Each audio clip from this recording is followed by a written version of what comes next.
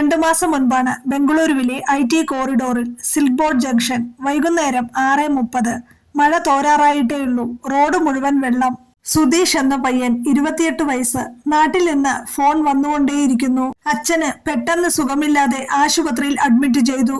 ഇപ്പോൾ തന്നെ നാട്ടിലേക്ക് പുറപ്പെടണം. ബസ് 8 മണിക്ക് മജസ്റ്റിക്കിൽ നിന്ന്. അവന്റെ കയ്യിൽ ആകെ 800 രൂപ മാത്രം. ഓല ഊബർ ഒന്നും കിട്ടുന്നില്ല. റേറ്റ് 1200 കാണിക്കുന്നു. അത്യാവശ്യം ലോൺ എടുത്തിട്ടാണ് ബംഗളൂരുവിൽ ജോലിക്ക് നിന്നത്. സാലറി വരാൻ ഇനിയും 5 ദിവസം കൂടി വേണം. ബാഗും തൂക്കി അവൻ ഓട്ടോ സ്റ്റാൻഡിൽ വന്നു. 10 ഓട്ടോക്കാരോട് ചോദിച്ചു. മജസ്റ്റിക്. ഈ മഴയത്ത് 1000 രൂപയെങ്കിലും വേണം സർ. ഒരുത്തൻ പോലും 800-ന് സമ്മതിച്ചില്ല. സമയം 6:45. ഫോൺ വീണ്ടും റിങ് ചെയ്തു.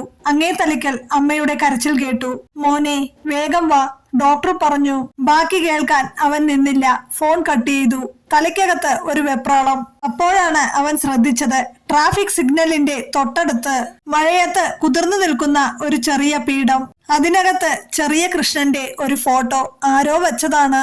ചുറ്റും ചെറിയ വിളക്ക് മഴയത്ത് അണഞ്ഞു പോകാതെ കത്തുന്നു. സുധീഷ് ചിരിച്ചു. ഇപ്പോൾ നീ എന്ത് സഹായിക്കാനാ കൃഷ്ണ എന്നവൻ മനസ്സിൽ പറഞ്ഞു, നിരാശ കൊണ്ടുള്ള ഒരു പരിഹാസം പോലെ. പക്ഷേ അടുത്ത നിമിഷം ഒരു പഴയ മാരുതി 800 അവന്റെ മുന്നിൽ വന്നു നിന്നു. ഗ്ലാസ് താഴ്ത്തിയപ്പോൾ 60 വയസ്സ് തോന്നിക്കുന്ന ഒരു ചേട്ടൻ.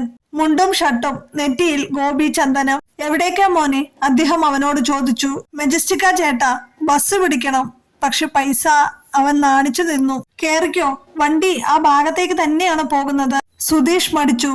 ചേട്ടാ, എന്റെ കയ്യിൽ വെറും 800 രൂപ മാത്രമേ ഉള്ളൂ. ചേട്ടൻ ചിരിച്ചു. അതാണോ പ്രശ്നം? കേറിക്കോ മോനെ, മഴയത്ത് ആരെയും നിർത്താൻ പറ്റില്ല. അത് കേട്ടതും അവൻ കാറിനകത്തേക്ക് കയറിയിരുന്നു. വണ്ടി നീങ്ങി. മെജസ്റ്റിക് എത്താൻ ഇനിയും 45 മിനിറ്റ് വേണം. ട്രാഫിക്. വഴിക്ക് ചേട്ടൻ ഒന്നും ചോദിച്ചില്ല. വെറുതെ കൃഷ്ണഭജൻ മാത്രം പ്ലേ ചെയ്തു വെച്ചു. മെജസ്റ്റിക്കിൽ എത്തിയപ്പോൾ സമയം 7:50. ബസ് എടുക്കാൻ ഇനിയും 10 മിനിറ്റ് ബാക്കി. സുധീഷ് 800 രൂപയെടുത്ത് ആ ചേട്ടന് നേരെ നീട്ടി. ചേട്ടൻ വാങ്ങിയില്ല. വേണ്ട മോനെ, നീ നാട്ടിൽ പോയി അച്ഛന്റെ കാര്യങ്ങൾ നോക്കൂ. ഭഗവാൻ കൂടെയുണ്ടാകും. എങ്കിലും ചേട്ടാ, അവന് മനസ്സിനെന്തോ പോലെ. നിന്റെ കയ്യിൽ ബസ്സിന് ടിക്കറ്റ് എടുക്കാൻ കുറച്ച് വേണ്ടേ? വെച്ചോ എന്നും പറഞ്ഞ് അയാൾ വണ്ടി തിരിച്ചു. സുധീഷ് ബസ്സിൽ കയറി.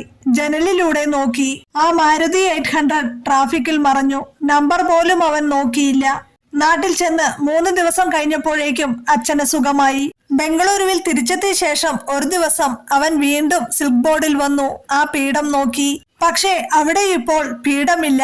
വഴി വീതി കൂട്ടിയപ്പോൾ നീക്കം ചെയ്തു എന്ന് കടക്കാരൻ പറഞ്ഞു. ആ കൃഷ്ണന്റെ ഫോട്ടോ? അവൻ ചോദിച്ചു. അത് ഞാൻ തന്നെയാ വെച്ചത് സാർ, എന്റെ കടയ്ക്ക് മുന്നിൽ. പക്ഷേ 3 മാസം മുന്നേ ആരോ അത് മോഷ്ടിച്ചു കൊണ്ടുപോയി. സുധീഷ് ആകെ അത്ഭുതപ്പെട്ടുപോയി. 3 മാസം മുൻപ് മോഷ്ടിക്കപ്പെട്ട ആ ഫോട്ടോ.